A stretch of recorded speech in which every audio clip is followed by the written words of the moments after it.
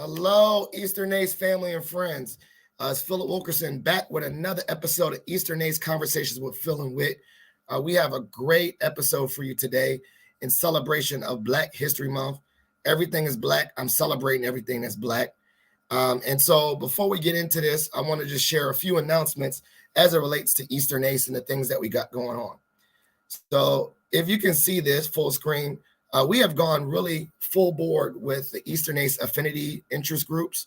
If you've been keeping abreast, the Black and African American Affinity Group has really taken off and hosted two conversations or dialogues. One was about mentorship, one was about performative allyship, and the other groups are going to be starting to ramp up, but there's still plenty of time to express interest. So please visit the website and use the interest form for an identity group that you would like to be a part of, so that we can really have robust affinity groups and spaces, inclusive spaces for all our various identities within Eastern Ace. One that we'd like to shout out is that we're doing, I believe it's the chief service officers or chief career service officers are having one of their events as it relates to their affinity group, Leap into Learning. You can see all the details. It's February, and I'm trying to see it, February 29th. And so that's a great event.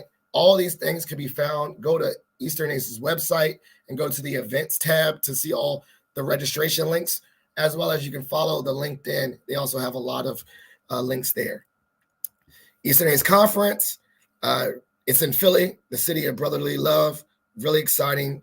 The first day is on Juneteenth, so we will be incorporating some celebration to uplift our Black diaspora folks during this. But brotherly love, really excited. This is, I think, my third in person in every conference since the pandemic has been great, so I don't expect any less. Additionally, during the conference, there's going to be some opportunities to explore the city of Philadelphia. So there is going to be, keep abreast to that. There's going to be some events. Maybe one event that you could do is the Parkway Museum District, but just think about all the things that you can do outside the conference to really take advantage of this conference location. Knowing that money may be an issue for some departments, please consider, if you're a young professional or student member, applying for the professional grants. I was a recipient of a professional's grants, which really allowed me the opportunity to go to the conference and take advantage of it. So the deadline for that is March 1st. So if you want to attend the conference but have some financial restrictions, please consider applying for the grant, the professional development grant. I'm going to allow, and not allow, but I'm going to bring allow sounds so restrictive. I'm going to have the great pleasure of bringing on my co-host to introduce our next guest and also explain some of the guests that we have coming up. He said allow. Yeah, I know. That's what I said. I caught myself real early. I'm tired. It's fine. It is Friday, and I'm happy to be here. Hi, Phil. Hi, everybody. I'm excited to be here, and I'm excited that we have an amazing guest that I absolutely love and I miss, even though I live like down the street and have not been to her house. Anyway, but yeah, so we have a great guest today, but we also have two more. Oh, we only got two more shows left. Oh wow. No. We got more than two. Oh. We got. If someone's interested, okay.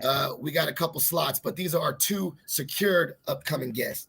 All right, cool. Because I was about to say, oh my gosh, we only have 2 episodes. That means the conference is like tomorrow. But no, all right, it's still February. So we got Tibby and we got Natalie. That's going to be coming through in the future on some of our future episodes. But today we have the amazing. Wait, do I have to say anything else before we talk about? No, go right into it. Okay, today we have the amazing Cheresa here. Hey, girl. Hey. How you doing? Hey, I'm good. I see you have Natalie and Timmy. I wish we could all three of us come on the show together. We probably need an hour though. Yeah, that's too much. That'd be too That's much. too much. That's between the two of us, right? The three of us, rather. I know you're both drinking water at the same time. Oh, snap. I was muted. Good old Kirkland brand. Yeah, man. I'm so excited to be on the show. So excited. I finally got my invite. Well, I made it. I made it if I'm on the Phil and Whit show. I made it. well, this is Black History Month, and the topic is, your experience within Eastern EACE as a member of the Black diaspora. I like to give a disclaimer that the Black experience is non-monolithic, right? And so we're all going to be sharing different aspects of our experiences. Take this as a authentic conversation, not a research. Like people like my experience is related to everybody. This is going to be our own personal experiences. But we definitely wanted to reach out to you because you are a member or a leader, not member. You have been a leader within this association for quite some time. But also, I'm going to ask some random questions. So here's my first one, and I came to my mind as we think about the Black experience. Yep. When was one of your earliest memories when you realized that you were Black? I learned that earlier. Some people did not have. I'll share so that we can set up this question. I learned very early on. I knew I was Black by preschool because of the school I went to and seeing that my skin was different than my classmates. Some people didn't realize they was Black until, or quote unquote, were Black until they went to an environment where they had they were in all Black environments. They didn't realize there was something different about being Black. So for you personally, when did you have this realization that you were a Black person? Oh, that's a really good question. So that answer for me is when I started coming into the professional space and realizing, especially within higher ed. So when I was a student, it was all diversity, right? But then I didn't realize when you're on the administrative side of higher ed, the conversations are you don't see too many people of color on the administrative side. And so when I started working in higher ed, I was like, oh, wow, I am like the only person of color in the room, right? And it was mind-blowing to me because I always been in diverse workspaces. But I didn't know higher ed, even like when I hear it on the administrative side and on the faculty side, right? And it's still mind-blowing to me because there's so many people out there that can bring so much value to education that the conversation is we still don't have enough people of color in the teaching space.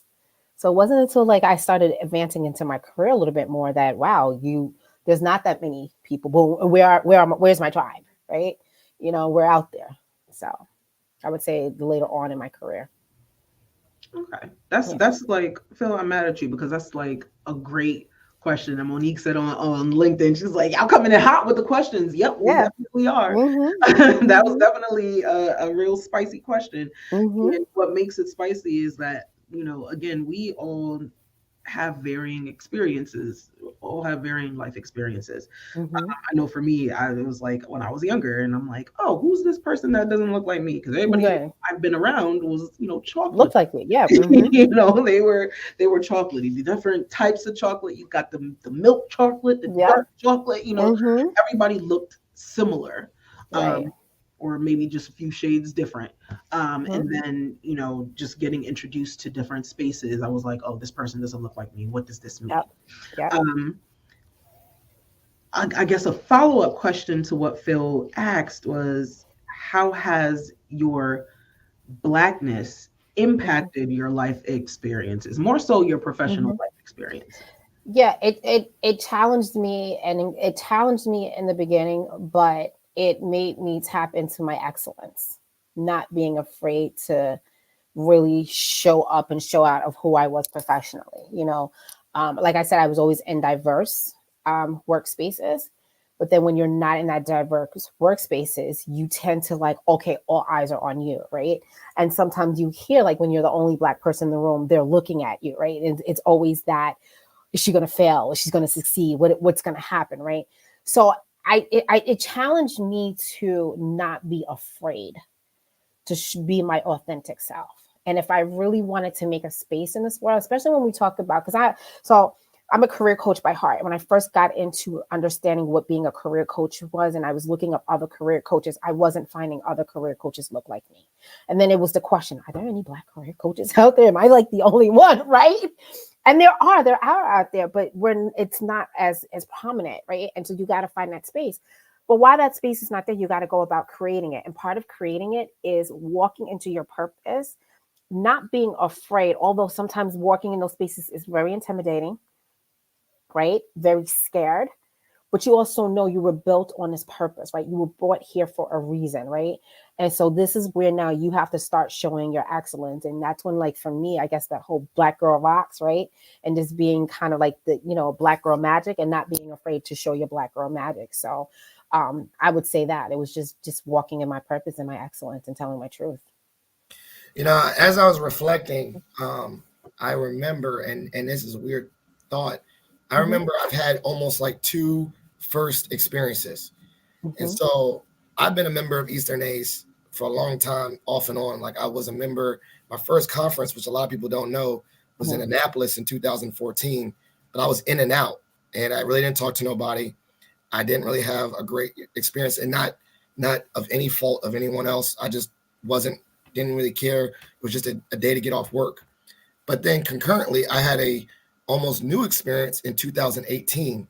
And I remember that was a totally different experience in regard to, like, I sat with people I knew, happenstance. One of my fraternity brothers was there, and we sat together during the lunch, and I was able to, and I met some new people, and it was a totally different experience. Can you reflect, what was one of your first in-person large Eastern, if it's a conference, experiences, and who was someone that you gravitated to, or how was that experience for you? I am laughing because my first conference was Philly. So I'm going to get the years mixed up. I want to say it was like 14 or 16. And I remember I was about 10, 15 minutes late to the welcome breakfast. I got to my table, and the immediate first person I met was Tammy Samuels, right? And I just remember her. I don't, I know we're not the same in age, but there's some years between us. But I remember she just was this young, she was African-American, she was a woman, she was in this space. And I was like, all right, I found, wow, there are people that look like me, right? And I remember sitting at the table, right? And we were talking, she's introducing us to the conference, and, and she was like, get involved. And I was like, lady, I just met you. What are you talking about? Like, give me a break. I just got here, right? And you kept hearing throughout, get involved. I was like, well, y'all just stop with this getting involved, right? By the last day, and we're about to leave, I was sitting there with my pen in my hand, signing up. And that was when I think Walter had took the gavel. So he was the president, right? And so I was like, oh, Walter's the president, right? And I was signing up to the mentorship, because I remember I asked him, I was like, Walter, what is something that's on your mind for, like, running this conference? Running this president. Yeah, he was like, mentorship. I was like, all right, I'm signing myself to mentorship. I couldn't wait to see Tammy. Like, Tammy, guess what? I signed up, right? I thought you were crazy when I first met you, but now, like, I signed up. And I just remember being part of her group and just watching her move, and just, wow, I have someone that I can follow in this space. And I remember me asking her, do you mind being my mentor? And she was like, sure. Mistake number 1, never ask someone to be your mentor if you don't even know what they want, like how they're going to help you, right? And she's like, what do you need help with? I was like, I don't know, right? But I was just like, I was just so attracted to her energy and her space, and like she was a leader. That she, and as I continue to grow within Eastern ACE, I've seen that she has grown as well. And I was just like, for her. So for me, it was her. It was Tammy Samuels. Love it. And I feel like I got a similar experience. It's a similar experience. But I feel like that's something that your experience, I've heard it before. Not saying that you're not unique, because you absolutely are. But in this space, especially within Eastern ACE, I feel like I've heard this similar story before. And that's great. That's absolutely great, because at least you have, like, there's the ability for any professional to join this organization and connect with someone that can, truly support them and encourage them to grow. So of course my question is going to be around that. I was about to say, wait, depending on what your question is, can I throw in the second person for me who's opposite than Tammy? Oh, yes. Not, I wouldn't say opposite, but on just in terms of professional level, for me was Dr. Monroe. Ooh. Now, I do not remember, it was at that conference, but I don't remember what session it was. And I remember she and I clicked like this. And because she was getting her doctorate, or she had a doctorate at the time, and she was just writing with, she was just doing all these different things. I remember just going to her sessions, and I remember I had a chance to work with her on the programming when I was leading the conference. And I remember when we were talking about programs, she was educating me on just, when you do a presentation, this is how you say it, right? Or when you write a proposal, like she said, Cheresa, try not to use the word submit when you're saying nominate. And she gave me the history behind it. And I was like, huh. So now I notice when I'm talking something formal, I try not to say submit, right? Or she was showing me how to write certain things. So just having her showing me just different things from that doctoral level, she would be my second person.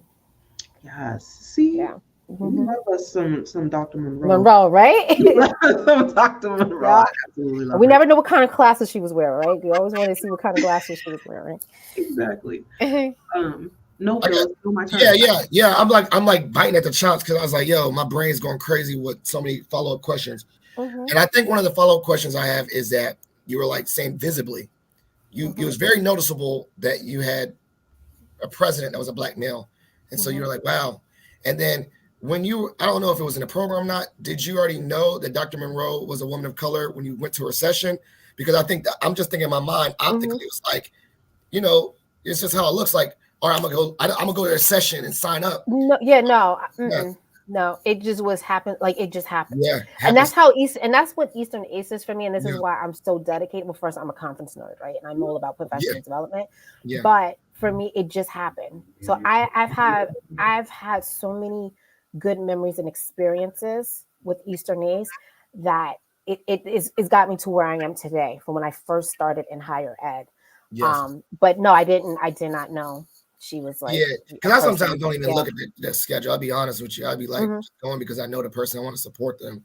I don't know. Sometimes I'll be real with you. Conferences for me, I just go to try to talk to, like you have two agendas. Some people are like the conference nerds, like writing notes and going to all the sessions and almost like studying. And some people are just in the hallway the whole time, like me, hoping to run into people that you want to see. And it's a catch-up time, which is two different agendas. But what about after that involvement? I see you in your journey getting very involved. Did you ever feel like your involvement carried an extra weight being a woman of color? Meaning like, you're a conference co-chair. I have to do a really good job as conference co-chair, not just for myself, but for other Black women, maybe that come after me. So I don't know, it's a good look. What can you explain? Is there anything like that? I feel like that same way. I say I feel that I want to explain that I do to hear your experience. Yeah. But I feel like every time I got asked to be a co-chair or anything, I'm like, I can't mess up because I don't want to represent Black males as bad. Experienced co-chairs or something like that. But can you explain that for yourself? So I'm gonna actually say no, right? And then, but I also told you, Phil, I have to explain how I grew up, right? So my mom, when I was younger, she had exposed me to diverse environments, right? So I remember being the only Black child in all these different events. I remember going to like a Chinese New Year show and them pulling me out the audience, and I was underneath the dancing dragon. And I never, again, I didn't see color, if that makes sense, right? And so when I took that leadership role, it wasn't about me being Black woman, I have to stand for excellence. It was me like, I'm leading Eastern ACE in this conference. I need to show up and be excellent for everyone. And that's how I do in my, in everything that I do. I just think about excellence in the people who are behind me, because sometimes I'm not going to know who's behind me. But I will say, though, when I see someone who's young, diverse, and I'm giving like what's going on in the world today, I sometimes will and have extended my hand to say, hey, you're in this space. I see you, or I see the struggle you have, or do you want to mentor? Like making myself more available because of what's going on today in this world.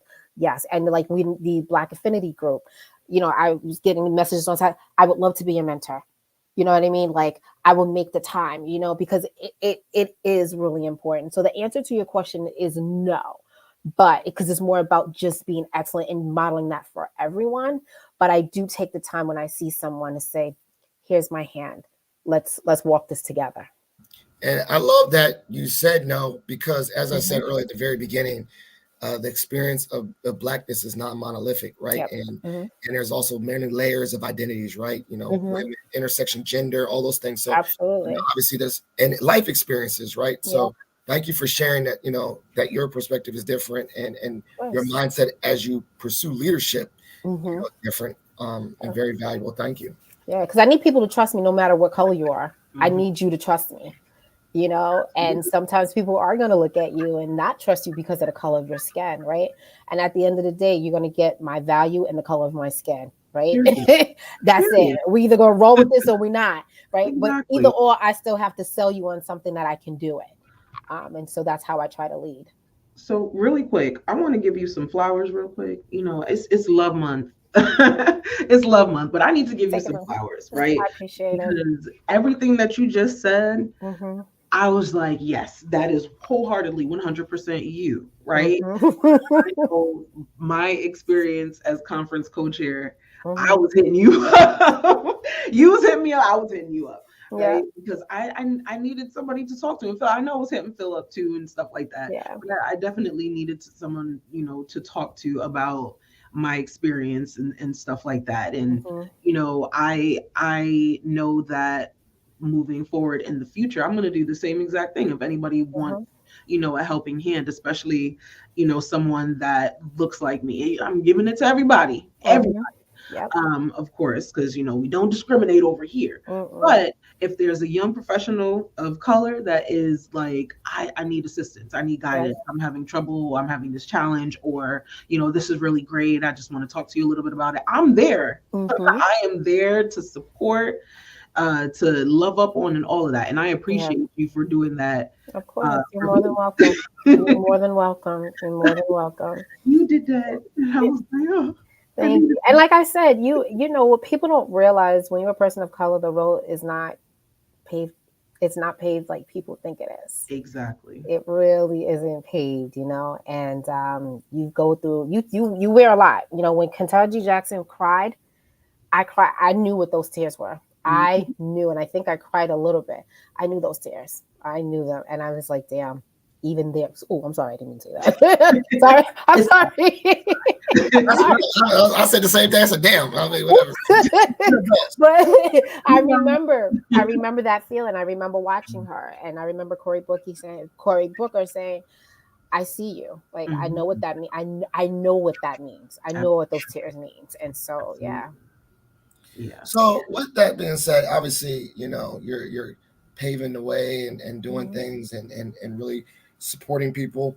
What was just a really I felt like a give back moment, and in that mentorship space. If just give you an example, years later when you have a student or someone come up to you and they said that you helped them, maybe can you share what was one of those types of experience, but not maybe the student part within Eastern ACE of that, I gave back and it's making a difference.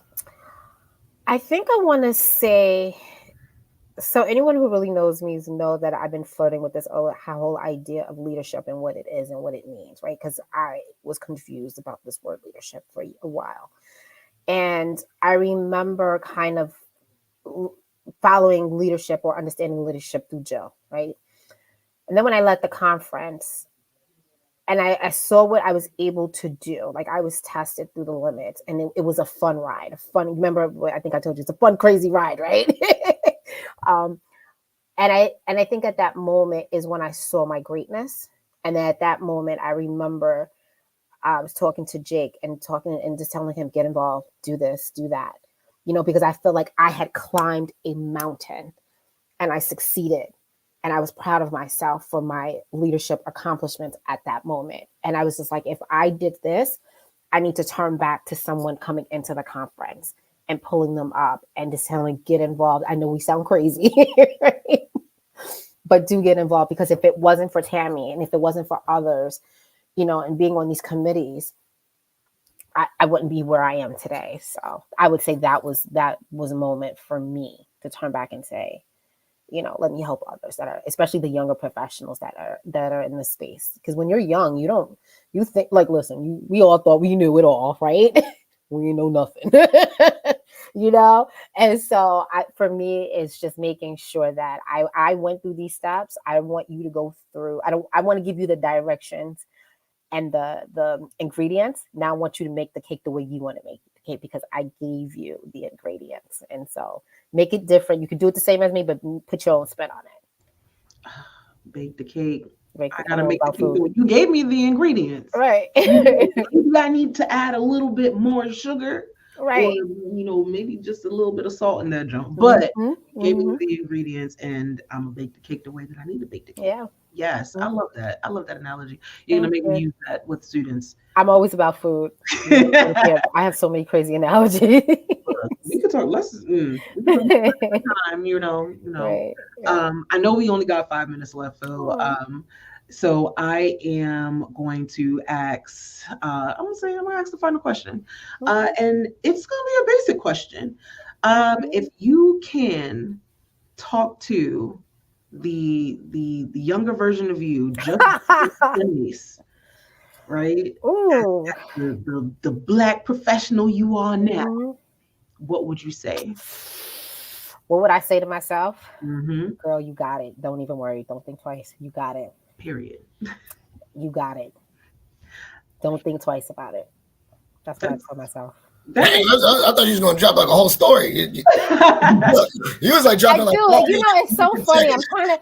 That's kind of a deep question a little bit because it's actually kind of making me water up a little bit. But don't do that. You gonna make. I know. Because when you think about your journey, like when I'm very transparent. I'm 44 years old. I've been through a lot. Not tremendously a lot, but enough to say. I appreciate where I am today because of the trials and tribulations that I went through, whether they were good, bad, hurt my feelings. I came out like a winner. I came out like a soldier, and it's made me. And so just thinking back on what you just asked me, it's like, girl, you got it. Don't even think about it. You got this. I love it. I think it just speaks to the resiliency. I mean, I think it's just a perfect topic. I mean, a perfect example of not only resiliency as yourself, but resiliency as a Black people. I think about up into that all the time, especially during Black History Month. I'm like, the fact that I'm here and got this right now, I'm blessed. I be like, I don't know, history really affirms that, like, but also doesn't make me like, hearing about hard times. Well, I can have two pivots where I can embrace that resiliency, but also not become jaded, or I'm resilient, but I'm optimistic, and I'm rather than like, oh, the world is a certain type of way. Right. So I love that your positive energy and your optimism with embracing resilience is very, very spiritual, honestly. Thank you. I appreciate it. And Phil, I've been watching you, with the Phil and Whit show and the podcast. And I'm like, Phil is always doing something. He's always doing something. I love it. I just got shoes. I just got shoes with no laces, the Skechers. No. I got no time to tie my shoes. I got no time to tie. I got to slip them on. Right. That was not an ad for Skechers, but just the fact that Skechers, we need an endorsement. I do too much. I think that's I need to slow down. My word of the word of the year is acceptance. I ain't chasing. I ain't chasing. I'm accepting, but I ain't chasing. Right. Yeah. We got 2 minutes. I mean, what is just something? You dropped the gym. You said you talked to your earlier self. You could close this out. We don't want to do that. We don't even do the announcements again. Let's just drop some, Drop some on us. Drop some on us. I feel like I gotta kick a rap right now. Do it.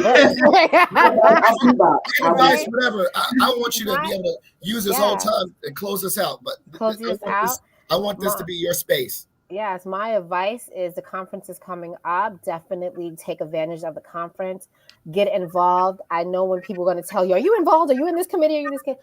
Really, I know we sound a little crazy, but no, really get involved. And especially if you're trying to test out your skill sets and trying to see where you can go with your career, you're never going to know. And like I came into Eastern ACE one way and I'm growing in other ways. And so go to the conference, get involved. And, as we're ending on, for Black History Month, be excellent. Just be excellent. That's it. Yes. Wow. Bars. Philip, 30 seconds.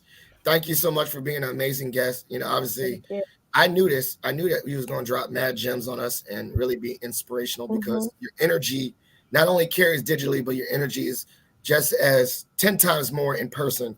So I think I'm about to tell people, well, if you want that energy in person, well, that's another plug to come to the conference. You know what I'm saying? But thank you so much. Giving flowers. Thank you, Whit. Thank you, Cheresa. Thank you, everybody. Thank you, everyone, for listening. Last plug, this will be uploaded to Spotify. So if you missed it, don't worry. You'll still be able to check this out. There's content. Please still engage. Follow up with us. We'd love to hear from you. Thank you. Thank you. Have a great weekend.